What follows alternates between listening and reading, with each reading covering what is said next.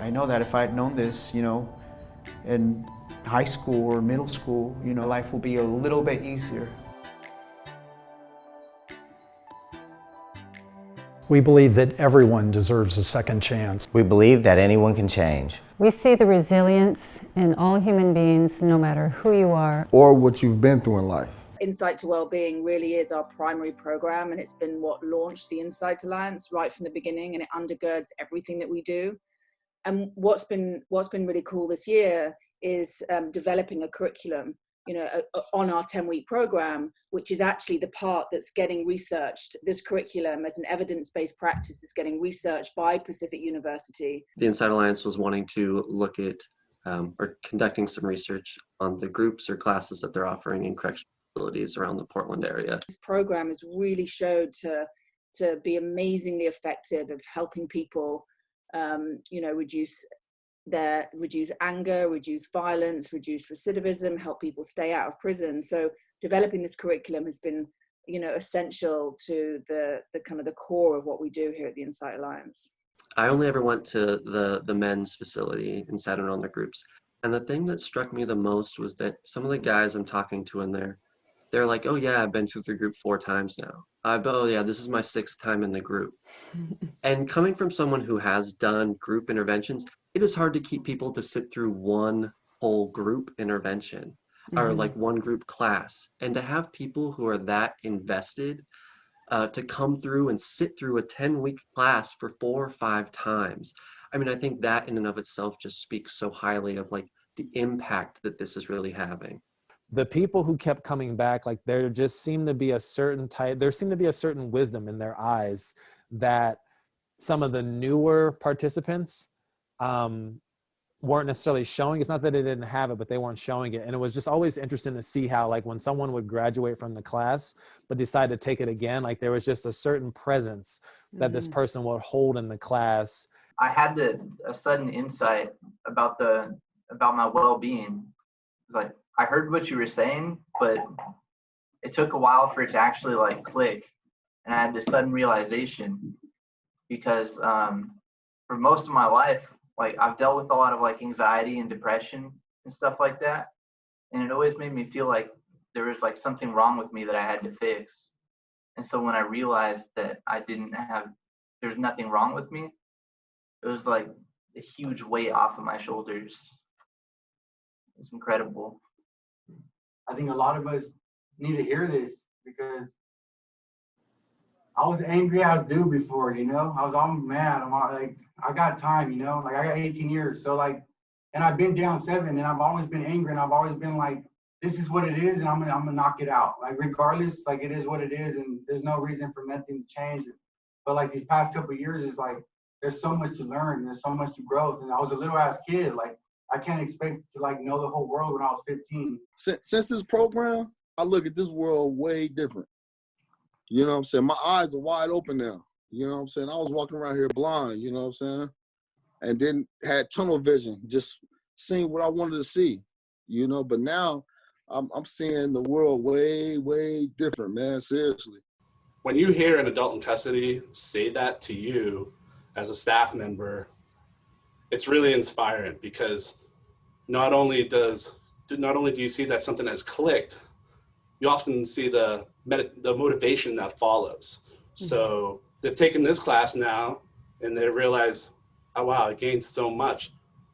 What are these other classes? What do they have to offer? And it really motivates them to want to enroll in other classes and really just dive into building off who they can see themselves become.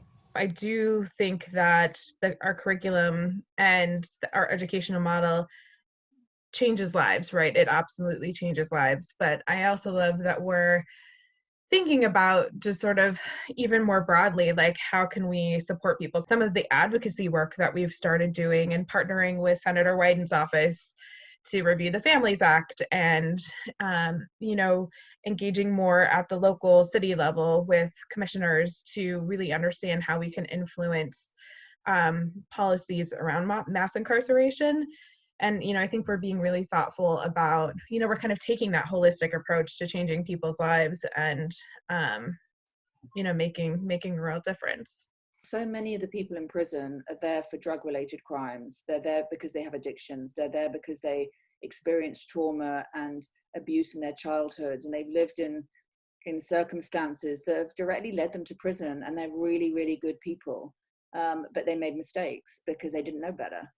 And, you know, not to say that's everybody, but I think that, you know, the bottom line is we're all human beings doing the best we can to navigate life. And some things that get thrown at us are really challenging. And so I think right now it's so important to support people in prison because they're human beings the same as you and me. You know, before going into prison, like, you know, I watch shows like The Wire, Oz, Orange and Black. Isn't that, yeah. Orange so is the like, New Black, yeah. Orange is the New Black. So like in my mind, I'm like, you know, what am I getting myself into? Like, will they be in one room? Will I be in another room? Can I wear certain colors? Can I look people in the eye? So like, I was a little nervous, you know, but I wasn't going to let that stop me from going, but I was nervous and like, hey, Anna, I just, you know, I'm not trying to be funny, but is there anything I should know before I go in here? And she's like, just be yourself. Like, just be you. I'm like, okay, I can do that. So, yeah, like that first class, I went in and it was nothing like I thought it was going to be. I mean, there were some guys in there that looked like super tough that I wouldn't want to run into on the streets. But once Anna started talking, you know, we did the meditation to just open up the class and started going around making introductions. Like very quickly, I started to realize that, like, not that I didn't know this, but like very quickly, I started to realize that, like, wow, these are people just like me. You know what I'm saying? Like they may have made one bad decision that they got caught doing and they're in this place. But they're just like me. And the more I could hear their stories and they opened up and I opened up, I literally felt like I was starting to make friends in this place. Like it became this thing that I look forward to doing. Our job is to support communities that have been, you know, that have been marginalized for whatever reason, and that they end up in prison and they're struggling. So people that give to the Insight Alliance are supporting real fundamental internal change inside human beings that then has a massive ripple effect to their families, that then allows people to live healthy and productive lives. So people that come out of prison are going to be your neighbors and going to be community members, and we want people to thrive. All of us come back out to your communities. You know, I could be your next door neighbor tomorrow and you would never know it. You know, you would never know that I went to jail, you know, for 6.5, 7 years. And the reason you wouldn't know that is because I've done something to change and become somebody better, you know? Everything I hear from guys is when they get out, it's been a lot harder than anything I ever expected. You're not going to make it if there isn't someone or some group that's going to be there to walk with you and encourage you and support you and help you with that transition. How do you come alongside of those people during that transition period and support them? I think it's key to keeping them from coming back. If you don't take the opportunity to help people to grow and change and learn and become themselves, what happens when the next person gets out and they're your next door neighbor and they haven't had that opportunity or that growth? So our core programs include Project 180, which is our newly launched reentry services. Project 180 is doing outreach and building with other organizations. And so, and, you know, just trying to create a system to get these guys and girls involved in, you know, to help them, you know, live a more prosperous life. Everybody we have at this facility is coming back to their community. And so do you want them coming back having just been warehoused, or do you want them coming back having tried to work on themselves and work through the issues that have contributed to the chaos and crime that eventually got them here? There's the disconnect with the public and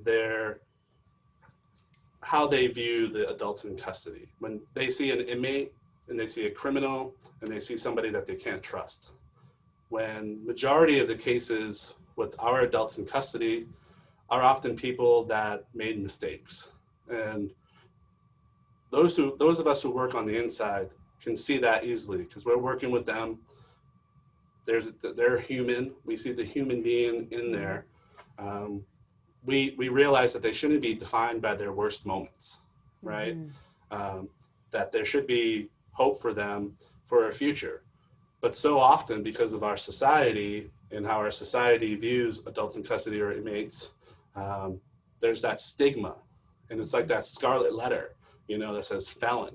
A lot of people who are in prison aren't in prison for life. Like they will have an opportunity to come back into the world and back into society. For me, it's like, if we're really talking about rehabilitation, like someone going in because they made a mistake, and coming back out in the world, I mean, a lot of people who go to prison end up back in prison because they didn't really learn anything. They're just, it's a vicious cycle that captures so many human beings only because they didn't have something like the Inside Alliance. I feel like the Inside Alliance gives someone who may have been locked up for half of their life a real opportunity to really go back into the world and like get back in the groove. You know what I mean? Like have a second win, like write a book, become a speaker, like go get a job doing something that you're passionate about, but like just because you were locked up for a certain amount of time doesn't mean your life is over. And I just feel like when people contribute to the Inside Alliance, whether it be with their hard-earned money or their time,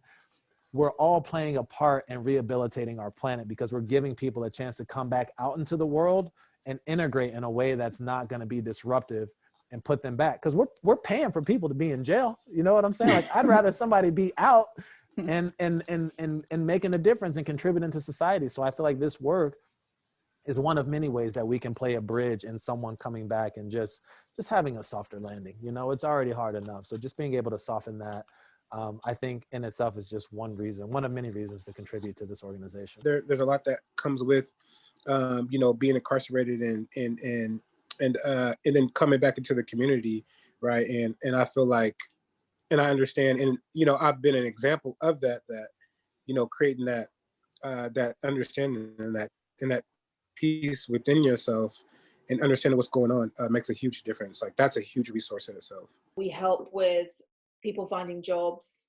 We help with education.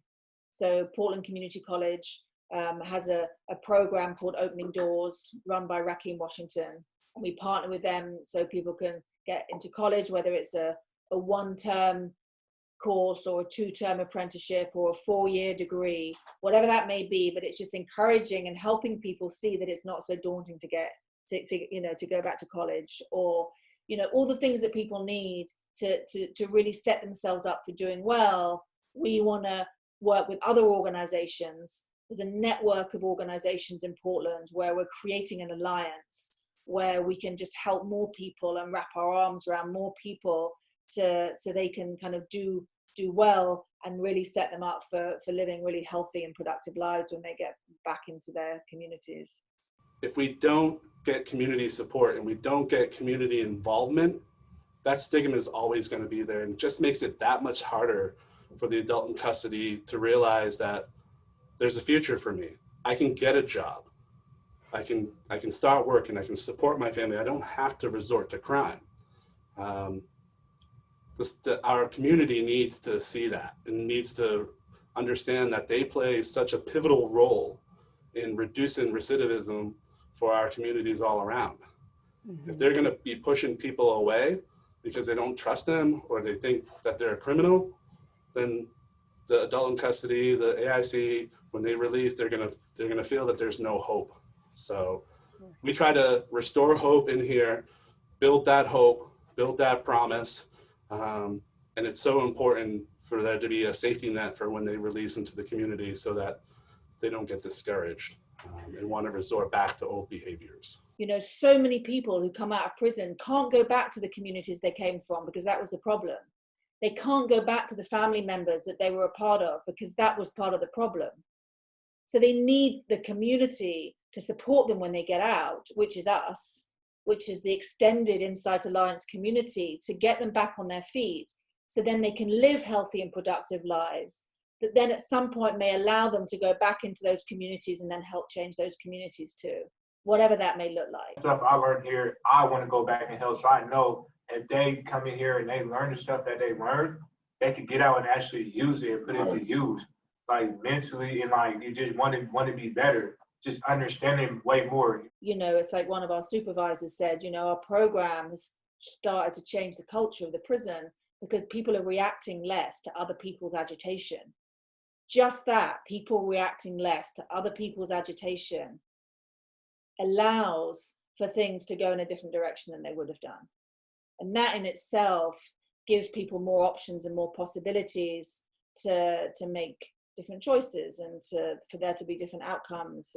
So one of my biggest visions for the Insight Alliance is to end recidivism. That, you know, what we see now is people come out of prison and they live completely different lives than they were living before they went in. There's been a huge internal transformation, which lets them see beyond what they thought was possible to live a different life. And that may be stepping out past their addiction or their criminal life, or, you know, all the different things that bring people to a place where they end up in prison. I mean, I'm seeing it, you know, within myself. My family sees it. My mom sees it, you know, so, I mean, I love it. I mean, I just love hearing, I just love it. I love it. And I can't stop coming. Just like the very first class, I couldn't stop coming, you know, so it's something good, something real positive.